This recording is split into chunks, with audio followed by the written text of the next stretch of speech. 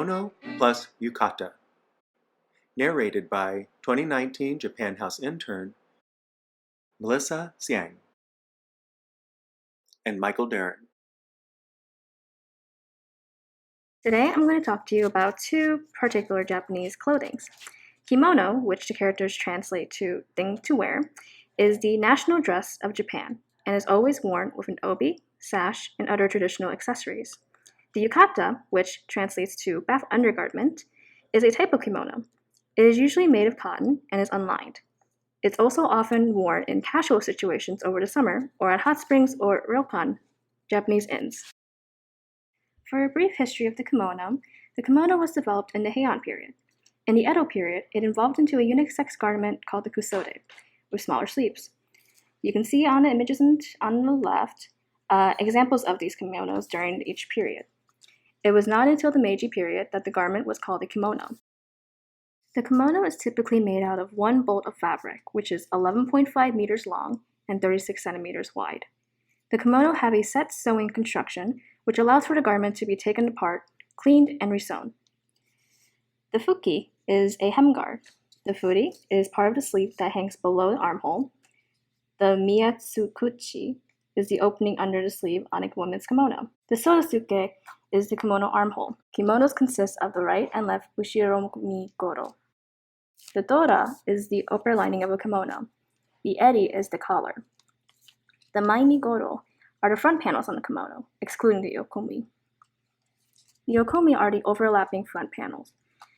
The sode is the entire sleeve, and the sodeguchi is the wrist opening of the sleeve. The tomo eri is the collar cover sewn on top of the ura eri, while the ura eri is the inner collar of a kimono. Kimono are characterized by style, motif, fabric, and color. Kimono are made of linen, silk, crepe, satins, and wool. Formal kimono are almost always made of silk, while modern kimonos are available in washable fabrics such as polyester. Kimono are seasonally styled. They are worn in formal occasions such as weddings, coming of age day, funerals, tea ceremonies, and graduations.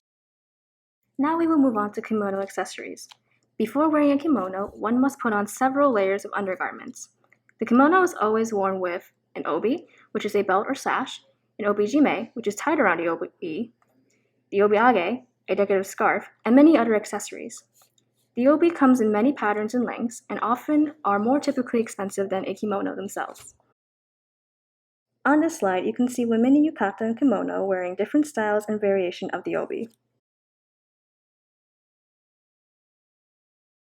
In this next slide, you can see an example of a young woman's kimono, which is also known as the furisori. As you can see, the furisori has very long sleeves and attention-catching designs, making the wearer stand out. On the next slide, you can see examples of the women's kimono. Women's kimono also have intricate designs and are very colorful. In contrast to the women's kimono, men's kimono are often darker in color and do not have that many designs. You can often see men also sporting a haori, or a waist-length overcoat, on top of their kimonos. Moving on, we will now look at the yukata. Yukata was once a simple asa hemp or raw silk robe worn for bathing. During the Heian period, baths were not taken nude, but instead wearing such a robe. Today, yukata are at ryokan, and many people wear yukata to summer festivals, to watch fireworks, or to casually wear for an outing with friends. Yukata accessorizing is much more simplified as opposed to the kimono.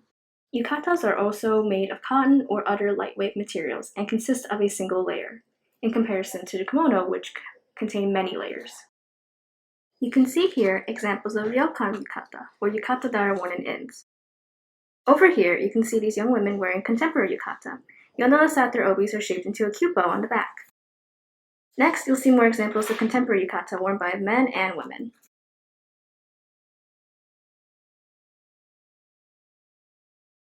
Next, you'll see some examples of runway yukata.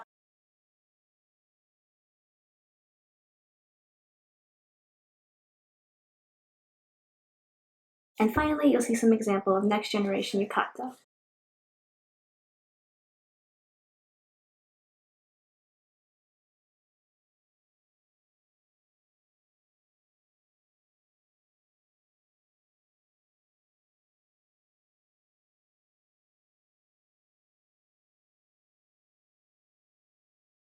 Arigatou gozaimashita. Now we'll learn how to wear it and fold the yukata.